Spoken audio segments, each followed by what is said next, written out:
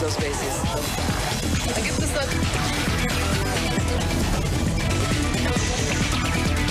Zoom a la noticia con Andrea Bernal. Hola, ¿qué tal? Bienvenidos, soy Andrea Bernal. Les doy la bienvenida a Zoom a la noticia. Transmitimos desde la capital de los Estados Unidos, desde el Museo de las Noticias del New Museum en el marco de la conferencia de la CAF número 22. Porque hay un tema que llama la atención hoy en Washington, sin duda alguna, es la noticia del momento. Un artículo de opinión, un OPD, que le llaman aquí en Estados Unidos, del New York Times, anónimo, de quien se supondría es un alto funcionario del gobierno de los Estados Unidos, de la administración Trump, que se declara en resistencia a las políticas del gobernante. Con este tema comenzamos. Bienvenidos. ¿Traición? ¿División? ¿O quizás un boicot? Estas son solo algunas de las preguntas que hoy rondan el entorno de la Casa Blanca y que abren las dudas sobre la credibilidad y la aceptación del equipo de gobierno de Donald Trump. A esta novela Trump, que inició el 20 de enero de 2017, se ha sumado un nuevo capítulo. En esta oportunidad titulado "Soy parte de la resistencia dentro de la administración Trump".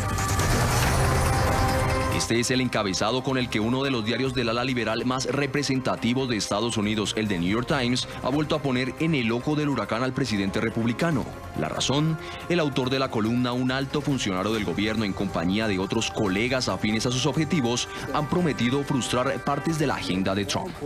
Muchas personas nombradas por Trump se han comprometido a hacer lo que podamos para preservar nuestras instituciones democráticas y frustrar los impulsos más equivocados del señor Trump hasta que termine su mandato. Las discrepancias han llevado incluso a los integrantes del Ejecutivo a sugerir la posibilidad de convocar la 25ª enmienda de la Constitución, que estipula la remoción del presidente. Este artículo de opinión generó la ira del republicano, quien se preguntó si la misma se trataba de una traición. El New York Times está fracasando. Si yo no estuviera aquí, creo que el New York Times ni siquiera existiría.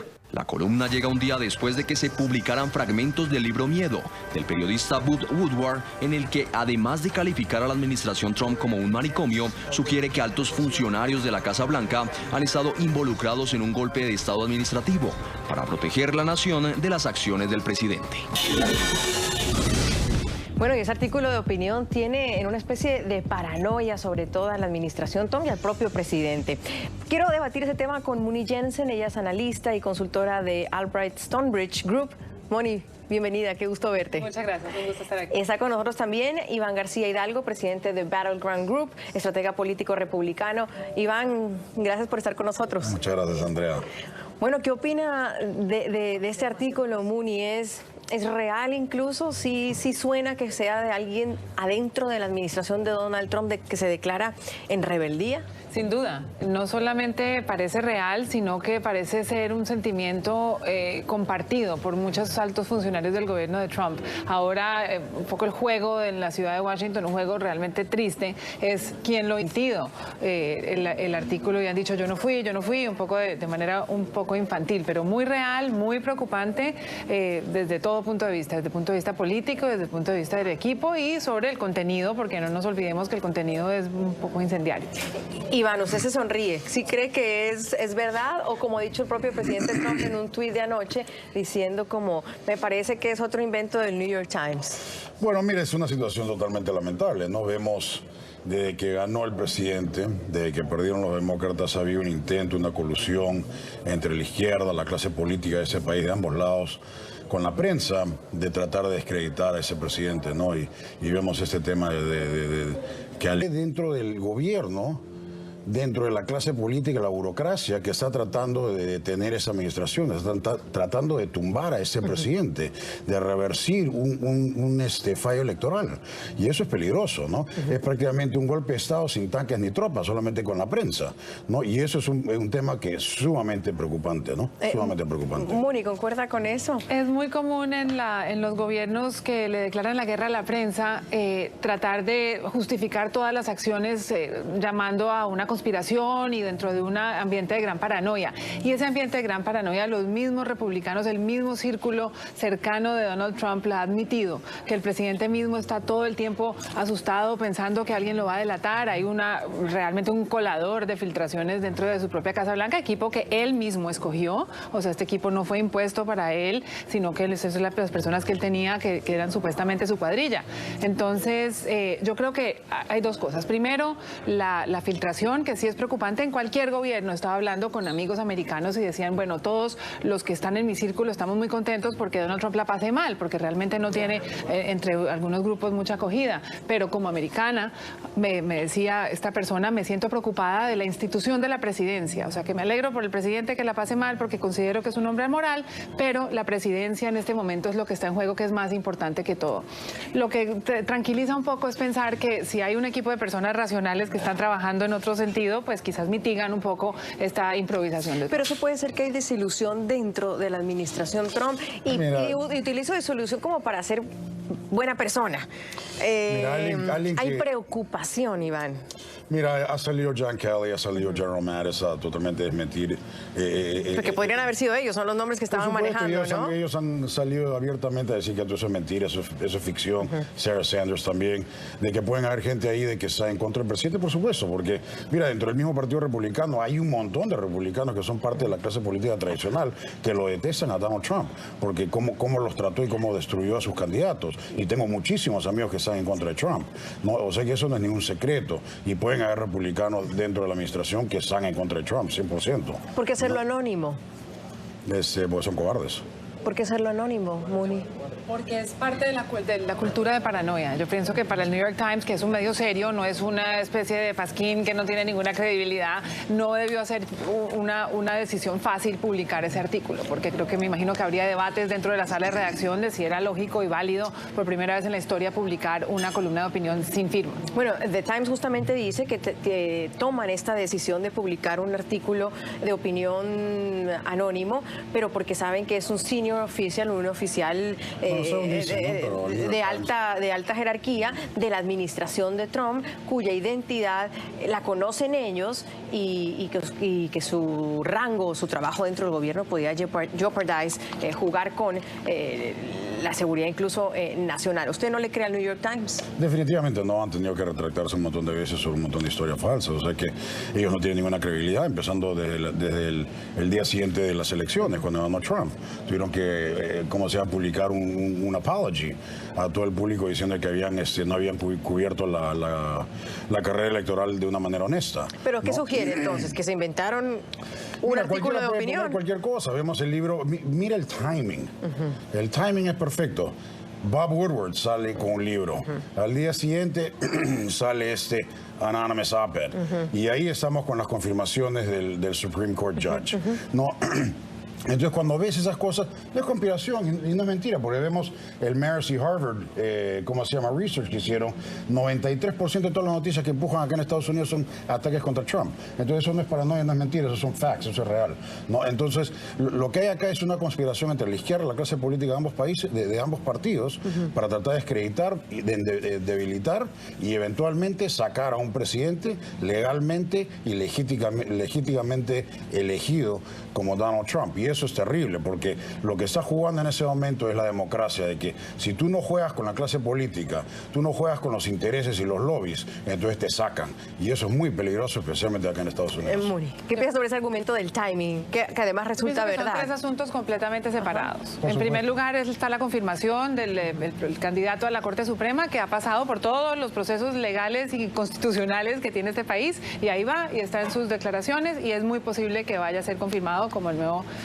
integrante de la Corte Suprema. Eso es un tema distinto. El libro de Bob Woodward es muy difícil argumentar en ninguna parte que Bob Woodward se va a inventar una información. Es un hombre que ha construido su reputación a base de sus hechos y de sus escritos. Así que me parece que hay muy poca gente que lee esa información y considera que son mentiras de Bob Woodward. No tiene ninguna motivación para mentir. Reagan se quejó de Woodward, dijo que era mentira. Un montón de gente, Bush 41 también, Clinton. Claro, porque es incómodo. Clinton también criticó muchísimo a Woodward sobre sus libros, Bush también y Obama también. Bueno, todos han criticado de que, y funcionarios de todas esas administraciones han criticado sus libros como diciendo inaccurate, false, mentiras y ¿cómo se llama? Y fantasías. El hecho Entonces, ¿por qué?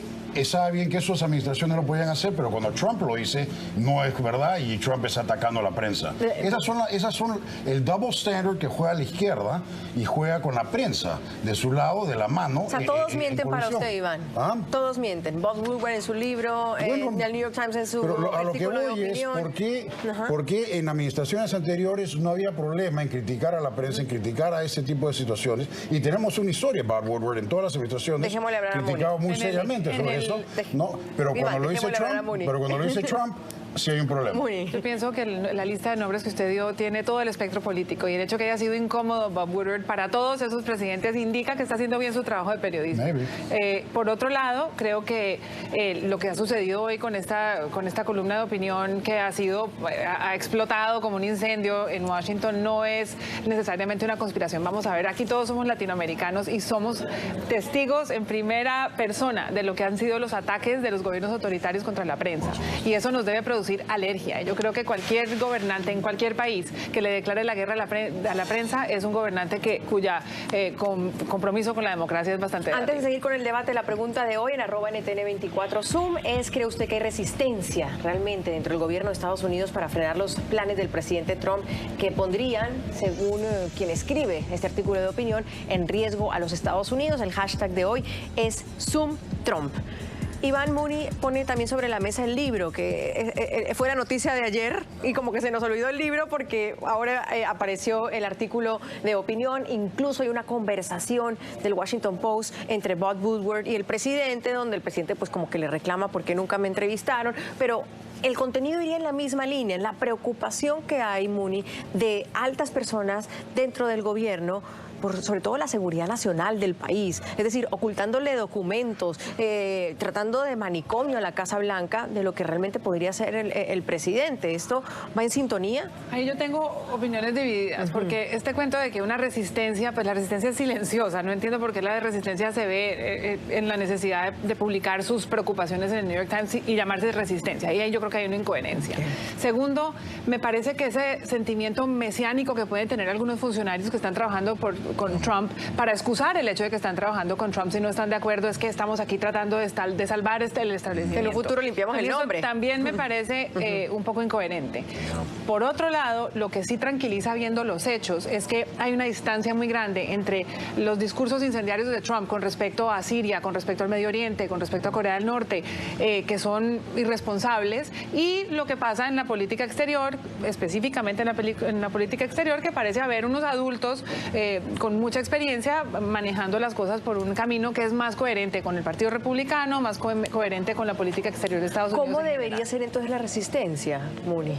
Pues yo creo que porque es muy fácil también, como dice Iván, de cobardes, sacar una cosa anónima y dejarla ahí a ver qué pasa. No, yo pienso que ninguno de nosotros ha trabajado dentro de la Casa Blanca ni sabe lo que es la tensión y el ambiente dentro de una Casa Blanca bastante atípica. Así que es difícil juzgar lo que ellos puedan estar pensando y cómo se acuestan a dormir tranquilos por la noche. Por otro lado, pues creo que la regla general y lo que uno le enseña a los hijos es si está en un lugar donde no se siente cómodo, pues trate de buscar una forma de irse.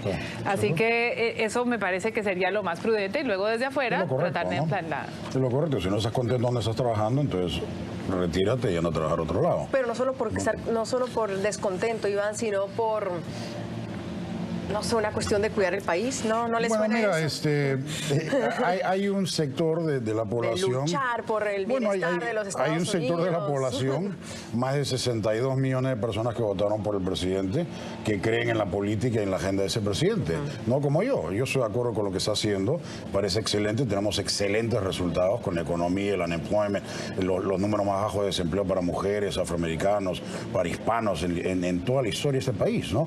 Participación laboral laboral, que era un problema con la administración anterior. Hemos sacado gente de welfare. El presidente anterior metió 18 millones de personas a welfare, a food stamps, ¿no? Entonces vemos cosas reales. Un desempleo bajísimo. El crecimiento del GDP a 4.2 revisado. Seguramente vamos a llegar a 4.7 ahora. Entonces esos son logros reales, son logros de verdad. Tenemos un factor de, ¿cómo se llama?, de optimismo en manufacturing de 95%. Un compromiso de entrenar a trabajadores, de más de 4 millones de trabajadores en la parte de manufacturing. Entonces, son logros reales. Vemos en la parte de política exterior cosas concretas. Se ha forzado a NATO a que participe, empiece a gastar su propio dinero en vez de Estados Unidos pagándole la seguridad de ellos, ¿no? Se ha forzado a los países árabes que participen en el tema contra el terrorismo. Lo están haciendo y se está eliminando prácticamente todo ISIS, ¿no? En el tema de Corea del Norte. Ayer nomás ha salido Kim Jong-un diciendo de que sigue comprometido a desnuclearizar la península. Entonces, vemos logros reales, vemos cosas excelentes. Lo único que hay acá, sí, hay un montón de bulla por parte de la prensa y cualquier cosa que saca, mira, es tan absurdo el tema de que cuando en una comida que tuvo el presidente Trump en la Casa Blanca, se pasaron 1 hora hablando de que todos los invitados habían tenido una bola de helados y él tenía 2 bolas de helados. O sea, es lo más absurdo. Eso es el punto de lo absurdo que ha llegado la prensa y la resistencia. Eso es lo que son, cubriendo cuántas bolas de helados se come el presidente. Yo creo que nunca en la historia de Estados Unidos ha habido un presidente tan obsesionado con la prensa como Donald Trump, que se la pasa viendo televisión en vez de gobernando. Dicho eso, yo creo que en este momento, y es verdad que la percepción que hay en Estados Unidos es que hay un desempeño económico aceptable o positivo y una población descontenta, porque otro número que no mencionaste fue que el 60% de los americanos desaprueban de su presidente, y eso aquí es un número muy alto. En otros países generalmente la popularidad de los presidentes es más baja. De ese poll, ¿no? Bueno, no se puede desacreditar la herramienta de cada número que no convenga. Porque si ves todas las encuestas y universalmente todas las encuestas le dan un número bien duro, ¿no? De 42 a 44% de aprobación. Bien duro es ese número, no baja con nada de lo que pasa, ¿no? Inclusive Pero es un número bajo para un presidente que no tiene ni 2 años en el pero poder. Para alguien de que lo están atacando 93% del tiempo es impresionante de que haya sido tan alto, ¿no? Pero tú ves Rasmussen, ves Fox y ellos están empujando 47-48. Y ahora, interesante esos polls, ¿no? Porque estos son los mismos polls, las mismas encuestas que dijeron de que Trump iba a perder por paliza. ¿Y qué pasó? Ganó por paliza, ¿no? Entonces, no retrocedamos el tiempo, Iván. No, pero te estoy diciendo, o sea, hay que ver de dónde viene la fuente, si no es que están mintiendo, sino creo que el sampling hay que mirarlo. ¿Cuánto es el oversampling? ¿Algo más para cerrar ese bloque, Muni? Muy rápidamente, sí. Yo creo que si hay algo en donde tiene razón, es que hay un público leal a Donald Trump que no importa qué publiquen en el New York Times, en ninguna parte, no va a cambiar de opinión y lo va a seguir apoyando. Vamos a la primera pausa. Nuestra pregunta de hoy es si usted cree que hay resistencia dentro del gobierno de Estados Unidos para frenar los planes del presidente Donald Trump, que pondrían, según estas personas, en riesgo al país. El hashtag de hoy es #SumTrump. Seguimos aquí en Suma la Noticia. Hoy hablamos de un editorial anónimo publicado en el New York Times que habla de una resistencia dentro del círculo íntimo del presidente Donald Trump hacia sus políticas. Estas son las reacciones desde Washington. Por lo tanto, no debería sorprender a nadie que el New York Times, un periódico liberal que ha atacado a esta administración implacablemente, eligió imprimir una pieza así. Y responderé a tu otra pregunta directamente porque sé que alguien dirá que no respondió la pregunta. No es mío. El vicepresidente pone su nombre en sus artículos de opinión. El New York Times debería estar avergonzado y también debería estarlo la persona que escribió el artículo falso, absurdo y cobarde. Nuestra oficina está por encima de estos actos de novatos. El artículo habla y dice: puede ser un consuelo escaso en esta era caótica, pero los estadounidenses deberían saber que hay adultos a cargo, escribe el autor. También dice y habla de una amoralidad del presidente Donald Trump, pero hoy de lo que están debatiendo los principales medios de comunicación, analistas, lo hablaban aquí en los pasillos también en esta conferencia de CAF, es sobre el rumor temprano entre los miembros del gabinete para dar pasos en favor de la destitución del presidente. Y están hablando del 25th Amendment, el Amendment 25, me lo traducen en español. La enmienda, gracias, sí. Número 25.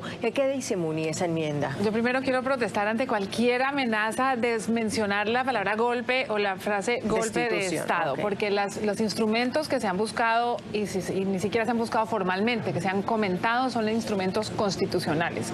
El instrumento que se habló durante varios meses fue el impeachment o destitución o juicio político que se podría hacer si el Congreso lo decide, y en la enmienda 25, que es distinto, es una herramienta constitucional mediante la cual hipotéticamente el gabinete podría declarar no apto al presidente para ejercer sus funciones, y así más esta declaración de no apto por parte del gabinete, que requiere además 2/3 partes del Congreso, sería el instrumento que se podría seguir en caso de que el gabinete y el Congreso lo aprobaran. O sea que todas son medidas constitucionales. Aquí nadie está hablando de traer a las tropas, ni a destituir, ni hacer nada por el estilo. O sea que yo creo que hay que ser responsable con ese tema. El gabinete tiene que firmar una carta con el vicepresidente declarándolo, no en sus facultades, ¿no?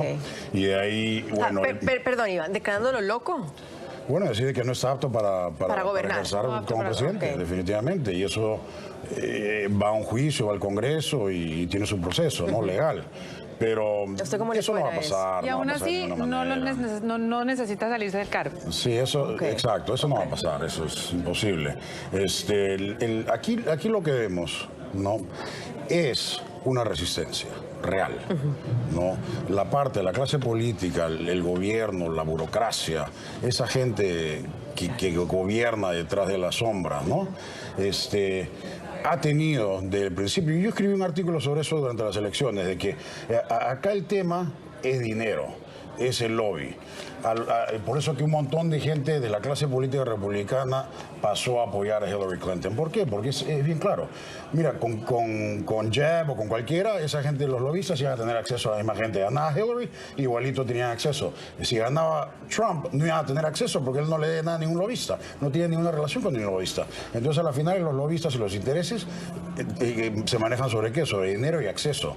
Y ese era el problema principal. Y eso lo describí bastante claro, ¿no? Y lo que vemos es una clase política, un Estado tratando de desmontar un presidente desde antes de las elecciones, ¿no? Vemos a Bruce Orr con Fusion GPS en el Departamento de Estado, vemos a Peter Strzok, Lisa Usted habla Page de una resistencia, pero de una resistencia a cambiar el establishment y a no tener a Trump en el poder. Por supuesto, nunca lo quisieron ahí, por eso que desde el principio trataron de crear toda una situación. Vemos los emails de Peter Strzok, de Lisa Page, vamos a detenerlo, tenemos un plan. Los de Bruce Orr, que dice ojalá que no nos destapen. Un montón de barbaridades, cosas que han hecho entre el Departamento de Justicia de Obama y el FBI para tratar de detener, prevenir y ahora tratar de tumbar a un presidente legítimo. Muni, hace, no sé, 25 años, 20 años atrás nos hubiéramos imaginado esto. ¿Por qué no causa, no sé, el mismo sismo que causó Watergate, por ejemplo, o incluso Lewinsky con Bill Clinton, al hablar de resistencia, de un libro, de llamadas, del Russiagate, es decir, es que todos los ¿qué días... pasa? Los estadounidenses perdieron la oportunidad de sorprenderse. Sí, el día que eligieron a Donald Trump, porque yo creo que nada de lo que está pasando ahora es una sorpresa mirando lo que fue la campaña. Es decir, escogieron una persona amoral, pues claro, era amoral cuando lo escogieron y votaron por él después de unas declaraciones que estaban de Access Hollywood, que todos conocen, y después de las acusaciones de bastantes mujeres sobre abuso y acoso sexual. Entonces, yo creo que ¿Sabían a qué se enfrentaban? Estaban absolutamente seguros de a quién eligieron. Por otro lado, resistencia, Andrea, yo creo que aquí hay, primero, oposición legítima por parte de quienes se oponen al presidente, como todos, que se llama el Partido Demócrata, y los republicanos que no les gusta Trump. Exacto. Eso se llama oposición, no se llama conspiración. Y dentro del otro costado están